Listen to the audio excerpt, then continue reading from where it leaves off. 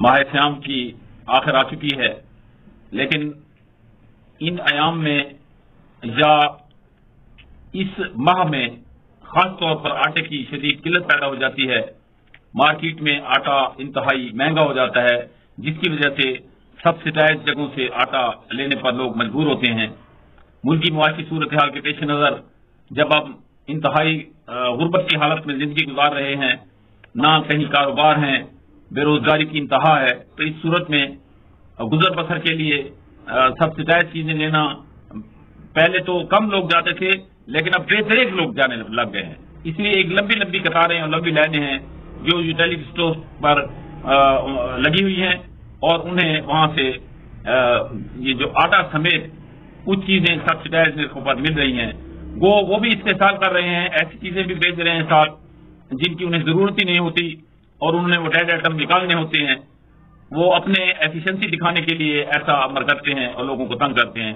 باوجود اس کے کہ وہ تنگ بھی کر رہے ہیں، کچھ بھی ہے، لیکن کیونکہ لوگوں نے اپنے زندگی کے تانے بانے برقرار رکھنے کے لیے، اپنے آپ کو زندہ رکھنے کے لیے کسی طرح سے تو اپنا وقت پاس کرنا ہے۔ حکومت تو ہے جیسی جس طرح بیساکھی سے وہ بنی ہوئی ہے فارم 45-47 کے چکر میں، وہ اسے بھی پتہ ہے۔ اس وجہ سے کوئی ادارہ اب رہا نہیں ہے کہ جسے کہا جائے کہ وہ ادارہ ہے اور وہ کام کر رہا ہے۔ ان میں یہ یوٹیلیٹی اسٹور بھی اب سر فہرست آ گیا کہ لوٹ مار میں وہ بھی کہیں پیچھے نہیں رہا۔ اب وہ آٹا جب آتا ہے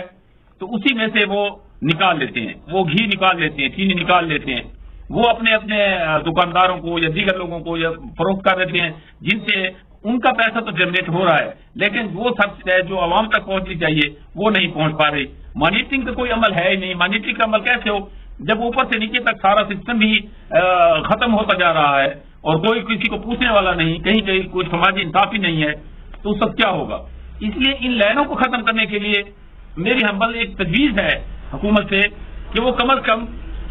ان سینٹر کو بڑھا دے، ان یوٹیلیٹی اسٹور میں جہاں سبسڈائز چیزیں ہیں ان کی ہی تعداد میں اضافہ کر دے، تاکہ بآسانی اتنی بڑی تعداد میں جو غربت میں لوگ چلے گئے ہیں وہ 2 وقت کی روٹی کے لیے یا 1 وقت کی روٹی کے لیے کچھ خریداری تو کر سکے جتنے ان کے پاس پیسے ہیں۔ یہ نہ ہو کہ جب لائن کا بندہ اندر جاتا ہے تو وہ کہتے ہیں آٹا نہیں ہے، جب لائن کا بندہ آخر میں جاتا ہے اسے گھی چاہیے تو گھی نہیں ہے، اسے چینی چاہیے تو وہ کہتا ہے چینی نہیں ہے۔ اسی طرح انہوں نے بھی اپنا ایک منافری بنائی ہوئی ہے، اس کے خاتمے کے لیے حکومت مانیٹرنگ کے تھوڑے دن رہ گئے ہیں، ان میں عمل کرتے ہوئے لوگوں کو یہ اشیاء تو پرووائڈ کرائے۔